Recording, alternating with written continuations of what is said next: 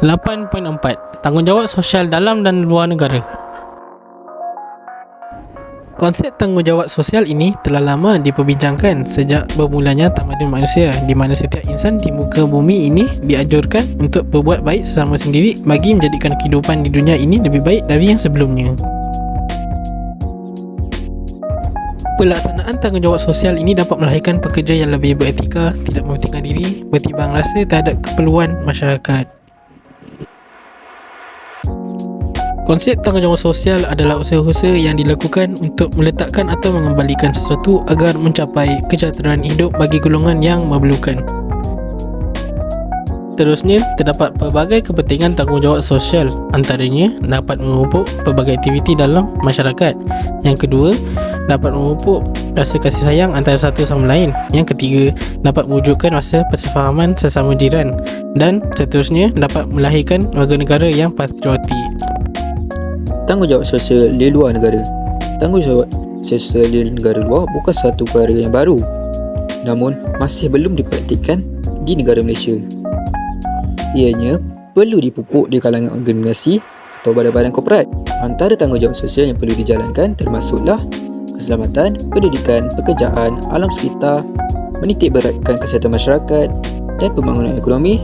Terdapat contoh program-program yang dianjurkan untuk membantu masyarakat negara luar, seperti program membantu rakyat Palestin, program korban di Kemboja, membantu negara yang ditimpa musibah bencana alam, misi kemanusiaan ke negara yang dilanda peperangan dan sebagainya.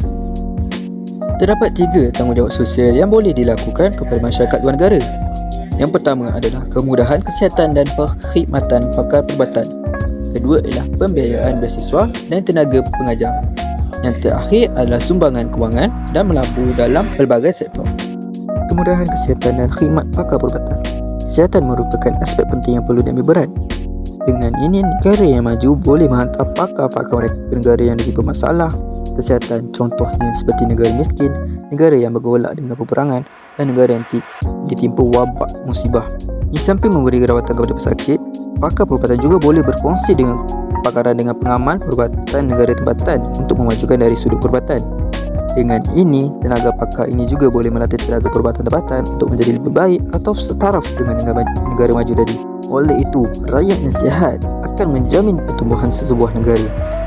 Pembiayaan beasiswa dan tenaga pengajar.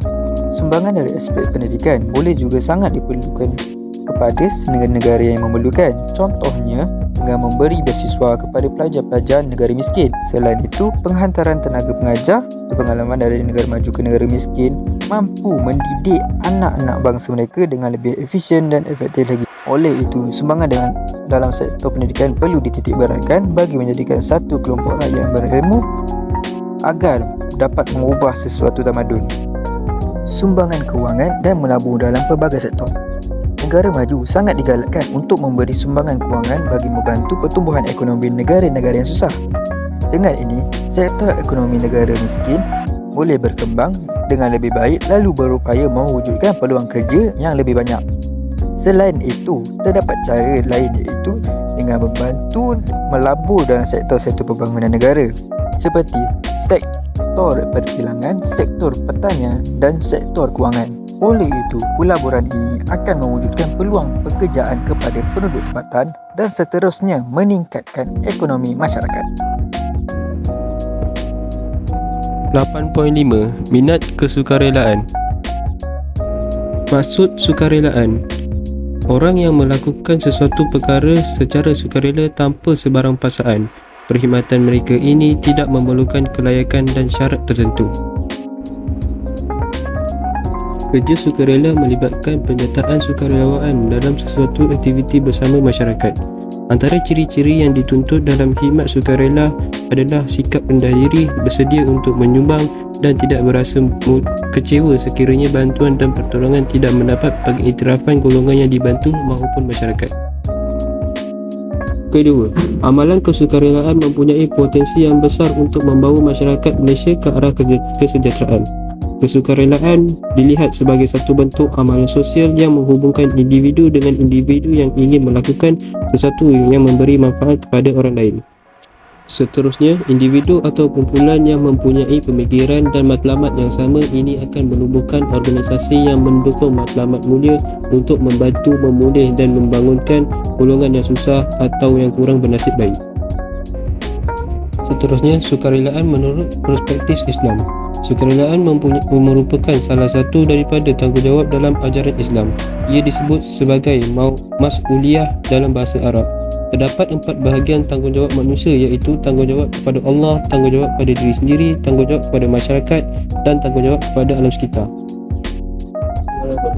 Kedua, manusia adalah khalifah Allah di atas muka bumi yang berperanan memakmurkan muka bumi dengan mengikut syariat Allah. Sebagai wakil Allah di bumi dan pemegang amanah, manusia dipertanggungjawabkan untuk menyebarkan dakwah tauhid, beribadah dengan ikhlas, beriman kepada Allah, menyuruh melakukan kebaikan serta mencegah perbuatan yang munkar. Yang ketiga, konsep amar ma'ruf nahi munkar adalah satu komponen yang penting dalam Islam. Antara praktikal amar ma'ruf nahi munkar ialah suatu aktiviti kesukarelaan atau kesukarelawanan. Galakan ini termaktub di dalam firman Allah SWT yang bermaksud dan tolong-menolonglah kamu dalam mengerjakan kebajikan dan takwa, dan jangan tolong-menolong dalam berbuat dosa dan pelanggaran. Surah Al-Ma'idah ayat 2. Kesukarelaan bercirikan Islam. Pertama, takwa. Kedua, amar ma'ruf nahi munkar. Ketiga, amanah. Keempat, ikhlas. Dan kelima, hablum minallah hablum minan nas. Apakah itu takwa? Takwa ialah semua perbuatan yang dilakukan oleh manusia mestilah mengikut ketetapan yang telah ditetapkan dalam agama Islam serta patuh dengan segala perintah Allah. Yang kedua, amar ma'ruf nahi munkar. Prinsip amar ma'ruf nahi munkar bermaksud mengerjakan kebaikan dan mencegah kemungkaran. Hukum Islam menjelaskan bahawa organisasi yang ingin melaksanakan sesuatu program CSR perlulah meneliti terlebih dahulu aktiviti yang ingin dilaksanakan dan kesan daripada pelaksanaan tersebut membawa kepada kebaikan ataupun terdapat unsur kemungkaran.